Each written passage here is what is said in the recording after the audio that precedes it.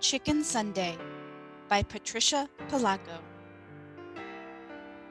Stuart and Winston were my neighbors. They were my brothers by a solemn ceremony we had performed in their backyard one summer. They weren't the same religion as I was. They were Baptists. Their grandma, Eula May Walker, was my grandma now. My babushka had died 2 summers before. Sometimes, my mother let me go to church on Sunday with them. How we loved to hear Miss Eula sing. She had a voice like slow thunder and sweet rain. We'd walk to church and back.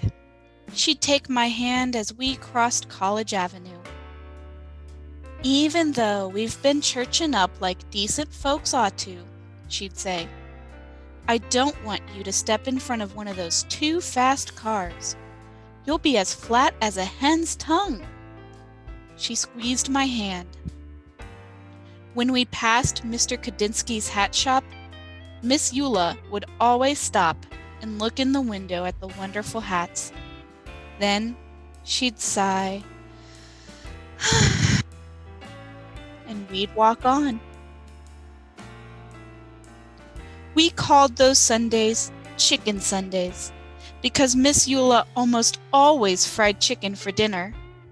There'd be collard greens with bacon, a big pot of Hoppin' Johns, corn on the cob, and fried spoon bread. One Sunday, at the table, we watched her paper fan flutter back and forth, pulling moist, chicken-fried air along with it. She took a deep breath. Her skin glowed as she smiled. Then she told us something we already knew. "That Easter bonnet in Mr. Kadinsky's window is the most beautiful I ever did see," she said thoughtfully. The 3 of us exchanged looks. We wanted to get her that hat more than anything in the world. Stuart reached into the hole in the trunk of our wish tree in the backyard. He pulled out a rusty Band-Aid tin. The 3 of us held our breath as we counted the money inside that we had been saving for weeks. "If we are going to get that hat for Miss Eula in time for Easter, we're going to need a lot more than this," I announced. "Maybe we should ask Mr. Kadinsky if we could sweep up his shop or something to earn the rest of the money," Stuart said. "I don't know," Winnie said fearfully. "He's such a strange old man. He never smiles at anyone. He always looks so mean." We all agreed that it was worth a try anyway. The next day, we took a shortcut down the alley in back of the hat shop. Bigger boys were there. They were yelling. Eggs flew past us and pelted Mr. Kadinsky's back door. Just as the boys ran away, the door flew open. Mr. Kadinsky glared straight at us. "You there," he yelled. "Why do you kids do things like this?" It wasn't us," Stuart tried to say, but Mr. Kadinsky wouldn't listen to us. "All I want to do is live my life in peace. I'm calling your grandmother," he shouted as he wagged his finger in Stuart's face. Miss Eula was waiting in her living room for us. "Miss Eula, we didn't throw those eggs," I sobbed. "Some big kids did," Stuart sputtered. "What were you doing at the back of his shop in the first place?" she asked. We knew that we couldn't tell her the truth, so we just stood there and cried. She looked at us for a long while. "Baby dears, I want to believe you. Heaven knows that I brought you children up to always tell the truth. If you say you didn't do it, then I believe you. It is too bad, though, she went on to say. That poor man has suffered so much in his life. He deserves more than eggs thrown at him. You know, he thinks you threw the eggs. You'll have to show him that you are good people. You'll have to change his mind somehow. In my kitchen the next day, we thought and thought. How can we win him over when he thinks we threw those eggs? Stuart asked. He doesn't even like us, Winston chirped. Eggs, I said quietly. Eggs? Stuart asked. Eggs! I screamed.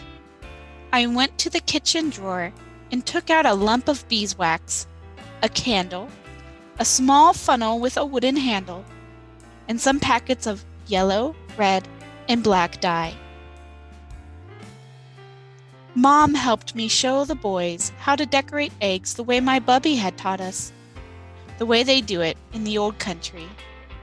We made designs on the eggshells with hot wax, then dyed them, and finally melted the wax patterns off. We put the eggs in a basket and, even though we were afraid, marched into Mr. Kadinsky's shop and put them on the counter. He raised his eyes and glowered at us. Then his eyes dropped to the basket. Spasiba, he said softly. That means thank you in Russian. Paisanki eggs, he said as he looked closely.